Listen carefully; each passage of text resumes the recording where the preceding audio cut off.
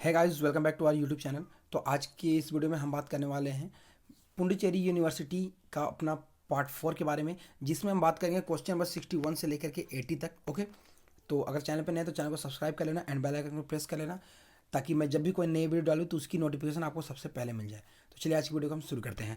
तो यहाँ पर अगर हम देखेंगे, मैंने बोला था मैं आपको सिर्फ केमिस्ट्री का क्वेश्चन कराऊंगा, तो इसलिए मैं ज़्यादा फोकस केमिस्ट्री पे रहूँगा। तो यहाँ पे जो 61 क्वेश्चन है, 62 क्वेश्चन है, एंड यहाँ पे अगर आप देखेंगे क्वेश्चन नंबर 63 भी जो है आपका यहाँ पे इंग्लिश एंड रीजनिंग से क्वेश्चन है, इसलिए मैं वह नहीं कराऊंगा। मैं आता हूँ, मैं केमिस्ट्री के सब्जेक्ट पे क्वेश्चन नंबर 64 पे आता हूँ। तो यहाँ पे 64 में आपको क्या दिया गया है, which of the following is correct is in an isothermal expansion of a gas. ठीक है, आइडियल गैस के आइसोथर्मल एक्सपेंशन के लिए यहाँ में से कौन सा करेक्ट ऑप्शन आपको दिया गया है। अगर आप चारों ऑप्शंस को देखें तो आपको मेनली यहाँ पे delta U and delta H की वैल्यू आपको यहाँ पे पूछी जा रही है। तो चलिए देखते हैं कैसे कैलकुलेट करेंगे। तो इस क्वेश्चन के आपको सबसे पहले क्या करना है, जो डेल्टा यू है उसकी जो है आपको फॉर्मूला पता होना चाहिए। तो डेल्टा यू का फॉर्मूला क्या होता है, N C V D T formula होता है इसका, एंड डेल्टा एच का फॉर्मूला क्या होता है, N C P D T, ये आपका फॉर्मूला होता है। अब यहाँ पे अगर आप देखेंगे आइसोथर्मल केस दिया हुआ है, मतलब यहाँ पे जो डी टी है एंड इस केस में डी टी है, बोथ आर कांस्टेंट, यानी दोनों जीरो हो जाएंगे। सो दैट डेल्टा यू जो है change in entropy and change in enthalpy is also zero हो जाएंगे। इस केस के लिए तो option number D correct answer हो जाएगा। अब हमारा नेक्स्ट क्वेश्चन क्या दिया गया है, नेक्स्ट क्वेश्चन देखेंगे, steam is passed on an iron rod which forms iron oxide and hydrogen. If the reactants and products are in equilibrium, the number of component and phases are in respectively. तो ये हमें question में बोला क्या गया कि हमें मैंने दिया हुआ रिएक्शन में एफ ई को जब आप स्टीम से क्रॉस करा रहे हैं तो ये आपका क्या फॉर्म कर रहा है, Fe2O3 प्लस जो है आपको ये हाइड्रोजन दे रहा है। ओके, अब ये दोनों आपस में इक्विलिब्रियम पे है। तो यहाँ देखिए Fe होता है सॉलिड में, ये भी होता है आपका सॉलिड में, एंड ये होता है आपका गैस में। तो आपको यहाँ पे पूछा गया टोटल नंबर ऑफ कंपोनेंट्स क्या होंगे। तो कंपोनेंट्स इस तरीके कैलकुलेट करने के लिए आपको मैंने ऑलरेडी वीडियो बना कर रखी है। अगर आपने उसे नहीं देखा है, फेज इक्विलिब्रिया करके एक बनाया हुआ है, अगर आपने उसे नहीं देखा तो प्लीज़ आप उसे विजिट करके जरूर देख ले। आपको वहाँ पे मैंने कंपोनेंट्स कैलकुलेट करना बहुत अच्छी तरीके से सिखाया है वहाँ पे। ओके, एंड उसका लिंक जो है मैं डिस्क्रिप्शन में दे दूँगा। तो इस क्वेश्चन को हम कैसे करेंगे, सबसे पहले देखिए यहाँ पे जो है हमें सी कैलकुलेट करना है। तो सी इज इक्वल टू हो जाएगा हमारा S minus E minus R हो जाएगा इस केस के लिए। ओके, तो अब देखिए यहाँ पे एस क्या है, एस हमारा है टोटल नंबर ऑफ स्पीसीज। तो देखिए यहाँ पे 1 2 एंड 3, यहाँ पे टोटल स्पीसीज हो गए, यहाँ पे 3 हो गए, एंड माइनस इक्विलिब्रियम कितने हैं यहाँ पे, ई मतलब इक्विलिब्रियम। तो यहाँ पे देखेंगे इक्विलिब्रियम हमारे यहाँ पे है 1, एंड यहाँ पे रिस्ट्रिक्शन, यानी यहाँ पे कोई आयनिक, यहाँ पे मतलब हमें आयंस को यहाँ पे न्यूट्रलिटी प्रिंसिपल देखनी है क्या, तो यहाँ पे हमारे आयंस फॉर्म नहीं हो रहे, इसलिए हमें वो नहीं देखना है इस केस के लिए। तो यहाँ पे ये हो जाएगा 0, यानी टोटल हमारे आ जाएंगे यहाँ पे वैल्यू 2, यानी टोटल जो कंपोनेंट्स है वो आ गए आपके 2। एंड फेजेस की बात करें तो फेजेस क्या होते हैं, जो कि फिजिकली सेपरेबल होते हैं। तो यहाँ पे देखिए एक सॉलिड है एंड दूसरा सॉलिड है, इन दोनों को आप अलग से सेपरेट कर सकते हैं। क्योंकि अगर आप ले लीजिए, अगर खुद एग्जाम्पल लेंगे, 2 पत्थर आपने ले लिया है, क्या आप दोनों को मिक्स कर सकते हैं, बिल्कुल नहीं मिक्स कर सकते हैं। तो ये दोनों आपस में सेपरेबल है। एंड उसके बाद एक गैस है, इनको जो है आप सॉलिड मिक्स नहीं कर सकते हैं। तो इसलिए टोटल जो है यहाँ पे 1 2 एंड 3 फेज हो गए।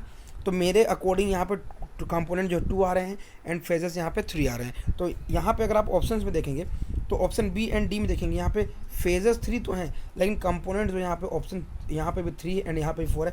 अब मुझे ये नहीं पता कि इन्होंने ऐसा आंसर क्यों दिया, मेरे अकॉर्डिंग तो ये आ रहे हैं, बट इनके अकॉर्डिंग ये दिया हुआ है। तो हो सकता है बट मेरा जो कैलकुलेशन है, मेरे अकॉर्डिंग तो मैंने कैलकुलेशन बिल्कुल करेक्ट किया है। तो यहाँ पे हो सकता है ऑप्शन में डाउट हो या फिर मेरे कैलकुलेशन गलत हो सकते हैं, तो वो चीज़ आप देख लेंगे। बट ये जो कैलकुलेशन मैंने कराया वो बिल्कुल करेक्ट कैलकुलेशन था।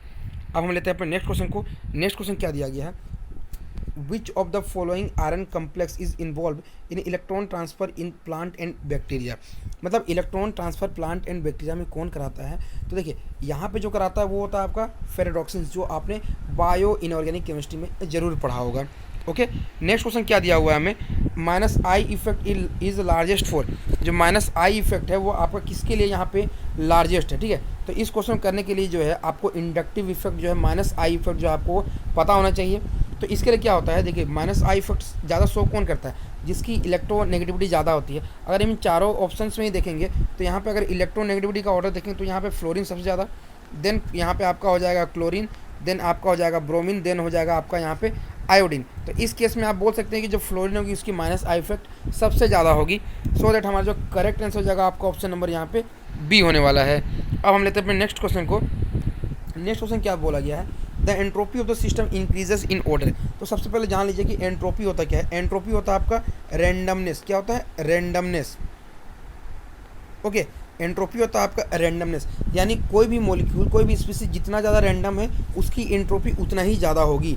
तो यहाँ अगर आप ऑप्शंस में देखेंगे अगर ऑर्डर के लिए, तो आपको पता है कि गैस सबसे ज़्यादा रैंडम होती है, देन आपका लिक्विड होता है रैंडम, ओके, एंड उसके बाद जो आता है आपका सॉलिड आता है। ओके, सॉलिड सबसे ज़्यादा रैंडम होता है, उस मतलब सबसे लास्ट में बहुत कम रैंडम होता है। तो इसके अकॉर्डिंग जो हमारा आंसर आ जाएगा वो हो जाएगा हमारा ऑप्शन नंबर बी आने वाला है। अब हम लेते हैं अपने नेक्स्ट क्वेश्चन को। How many geometrical isomers are possible, M A B C D दिया हुआ है, where A B C D are जो है आपका मोनोडेंटेड लिगेंड है। तो इस क्वेश्चन को चलिए हम स्ट्रक्चर्स बना करते हैं ताकि आपको जो यहाँ पे कन्फ्यूजन क्रिएट ना हो। तो चलिए इस क्वेश्चन को हम करते हैं। सबसे पहले जो आपको यहाँ पे फॉर्मूला दिया गया है M A B C D दिया हुआ है, तो आप इसके लिए ज्योमेट्रिकल आइसोमर्स कैसे कैलकुलेट करेंगे। तो सबसे पहले आप सेंट्रल एटम लिखेंगे यहाँ पे, एंड उसके बाद आपने यहाँ पे लिख दिया ए, एंड यहाँ पे लिख दिया बी, एंड यहाँ पे लिख दिया सी, एंड यहाँ पे लिख दिया डी। अभी तक हमने कोई गलती यहाँ पे नहीं की है। अब सिंपली क्या कहते हैं, सेकेंड हमें लिखना है, तो इन दोनों को जो आपस में इंटरचेंज कर दे, तो यहाँ पे क्या हो जाएगा, ये एम हो जाएगा, ये ए का ए ही रहेगा, ये बी का बी ही रहेगा। अब यहाँ पे हो गया डी, एंड यहाँ पे हो गया आपका सी। अब क्या यहाँ पे कोई और पॉसिबिलिटी हमें नज़र आ रही है? एक पॉसिबिलिटी नज़र आ रही है, और वो क्या है कि हम बी और डी को आपस में इंटरचेंज कर दें। तो ये हम कर सकते हैं क्या, ये एम हो गया, ओके, एंड ये ए हो गया, एंड यहाँ पे हमने लिख दिया डी, एंड यहाँ पे हमने लिख दिया सी, एंड ये हो गया आपका बी। तो यहाँ पे आप देखेंगे तीन स्ट्रक्चर, जो तीनों स्ट्रक्चर है आपको यहाँ पे जो है डिफरेंट स्ट्रक्चर है, एंड यहाँ पे इसीलिए हम कह सकते हैं कि इनके तीन ज्योमेट्रिकल आइसोमर्स यहाँ पे पॉसिबल होंगे। तो करेक्ट आंसर हो जाएगा आपका इस केस के लिए ऑप्शन नंबर यहाँ पे ए। अब नेक्स्ट क्वेश्चन क्या दिया हुआ है, what is the effective atomic number of metal atom in ferrocene. तो सबसे पहले तो आपको फेरोसिन का यहाँ पे फॉर्मूला पता होना चाहिए। तो फेरोसिन का फॉर्मूला होता है FeC5, यहाँ पे होता है आपका FeC5H5 होल ट्वाइस, ये होता है आपका फेरोसिन। तो इसमें आपको निकालना है इफेक्टिव एटॉमिक नंबर। तो इसके लिए आपको सबसे पहले क्या करना होगा, इफेक्टिव एटॉमिक नंबर के लिए सबसे पहले क्या होता है, आपको मैंने सिखाया था या फिर मैंने आपको नोट्स भेजा था इस चीज़ के लिए ग्रुप पे, वहाँ पे मैंने क्या बोला था कि जो इफेक्टिव एटॉमिक नंबर होता है वो सबसे पहले आपको उसके काउंट करने के लिए सबसे पहले जो आपके सेंट्रल मेटल एटम है उसका आपको एटॉमिक नंबर को लेके चलना है। तो Fe का एटॉमिक नंबर होता है आपका 26, प्लस यहाँ पे जो है आपका 2 into electron donated by the ligand, कितना यहाँ पे कितने लिगेंड ये इलेक्ट्रॉन डोनेट करेंगे C5H5, यहाँ पे आपकी इसकी हेप्टिसिटी हो जाएगी 5। अगर हम इसकी हेप्टिसिटी ईटा 5 लेके चले तो यहाँ पे आपकी हेप्टिसिटी हो जाएगी 5, यानी ये हो जाएगी आपकी टोटल हो जाएगी 36 से करीब आने वाली है। तो सो दैट हमारा इसका जो करेक्ट आंसर हो जाएगा आपको ऑप्शन नंबर यहाँ पे सी हो जाएगा इस केस के लिए, ओके।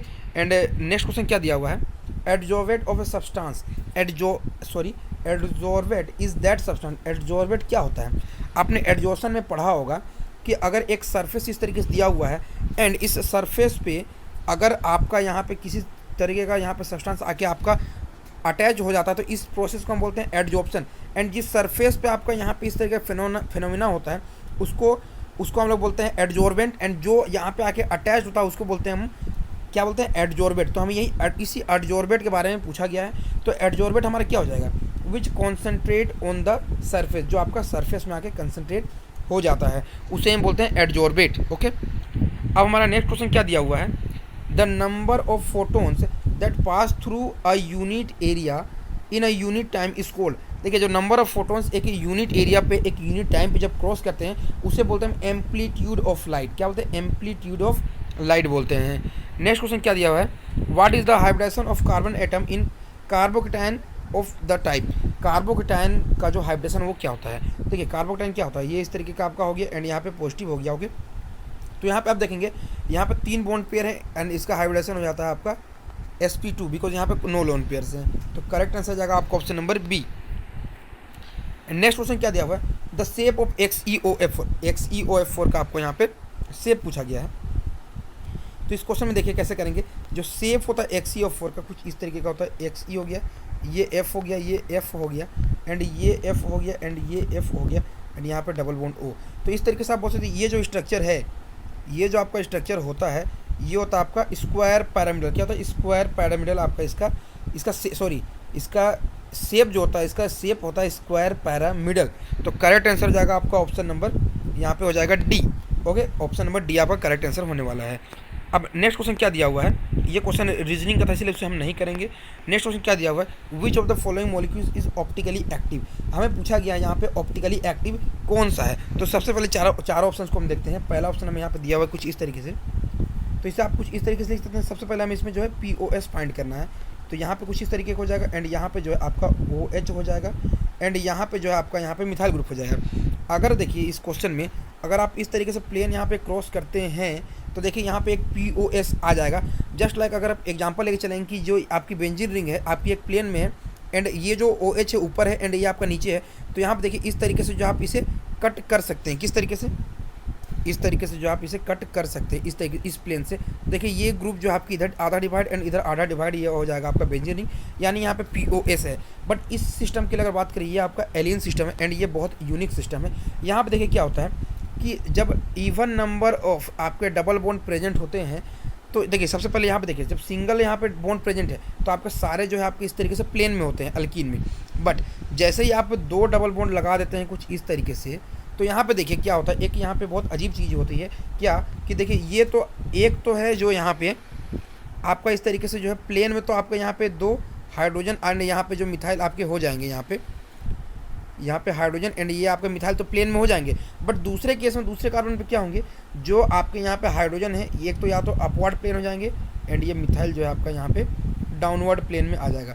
मतलब यहाँ पे देखिए एक यहाँ पे ये चीज़ होती है कि एक कार्बन पे एक प्लेन पे होगा, बट यहाँ पे जैसे इवन नंबर ऑफ कार्बन आ जाएंगे तो ये आपस में अलग अलग प्लेन में चले जाएंगे। अब देखिए यहाँ से जब आप POS क्रॉस करेंगे तो यहाँ पे देखिए ये तो आपका प्लेन में आ जाएंगे, इस केस में ये तो आपका प्लेन में आ जाएगा, ये मिथाइल और ये हाइड्रोजन लेफ्ट साइड वाला। बट देखिए एक साइड में यहाँ पे POS क्रॉस होगा तो यहाँ पे एक हाइड्रोजन एंड यहाँ पे आपका मिथाइल ग्रुप होगा जो कि आपका POS को सेटिस्फाई नहीं करेगा। सो दैट जो है हमारा करेक्ट आंसर हो जाएगा आपको ऑप्शन नंबर इस केस में बी हो जाएगा। देखिए इस क्वेश्चन को करने के लिए आपको इमेजिनेशन की बहुत ज़्यादा इंपॉर्टेंस है इस केस के लिए, बिकॉज अगर इमेजिनेशन नहीं होगा तो आपका ये क्वेश्चन नहीं होगा। और ये क्वेश्चन जो आपका स्टीरियो से पूछा गया है। अब नेक्स्ट क्वेश्चन क्या दिया हुआ है, the complete the following nuclear reaction. तो हमें पूछा गया है यहाँ पे क्या होगा, तो इसका करेक्ट आंसर हो जाएगा आपका option number D 1H1। Because अगर आप यहाँ पे देखेंगे ये ऊपर में देखिए 27 + 24 = 31 एंड यहाँ पे राइट साइड में 30 था, मैं डायरेक्टली शॉर्ट में बता रहा हूँ, एंड यहाँ पे ये 1 तो टोटल 31 एंड नीचे में यहाँ पे देखेंगे अगर ये इस तरीके से हम बात करेंगे ये 13 प्लस यहाँ पे 2 = 14 एंड यहाँ पे देखिए यहाँ पे क्या है लेफ्ट साइड में 15 थे एंड यहाँ पे 14 थे एंड यहाँ पे 1 हो जाएगा, तो आपका यहाँ पे इस केस के लिए 15 हो जाएगा। मैं इसे बहुत शॉर्ट में बता रहा हूँ क्या होगा, बिकॉज इसके लिए आपको थोड़ा सा न्यूक्लियर देखने होंगे तो ज़्यादा अच्छी तरीके से जो वर्ड्स जो टर्म्स होते हैं वो आपको ज़्यादा अच्छे तरीके से समझ आएंगे इस केस के लिए। ओके, एंड ये आपका फिर से रीजनिंग का क्वेश्चन है एंड ये भी आपका रीजनिंग क्वेश्चन है। एंड हमारा एक नेक्स्ट क्वेश्चन क्या है कि the wavelength of large objects is of no significance as it is too. देखिए जो वेवलेंथ के बारे में जो आप पढ़े होंगे तो ये आपको डी ब्रोगली ने दिया था, एंड डी ब्रोगली ने जो है कभी भी लार्जर मॉलिक्यूल्स के लिए जो है कभी भी ये वेवलेंथ की बात नहीं की थी। इसीलिए जो है वेवलेंथ ऑफ लार्ज ऑब्जेक्ट जो है लार्ज ऑब्जेक्ट्स के लिए जो है is no significance, it is because क्या होता है उनके लार्ज साइज़ के कारण ऐसा होता है, ऐसा। ठीक है, तो करेक्ट आंसर हो जाएगा आपका ऑप्शन नंबर ए।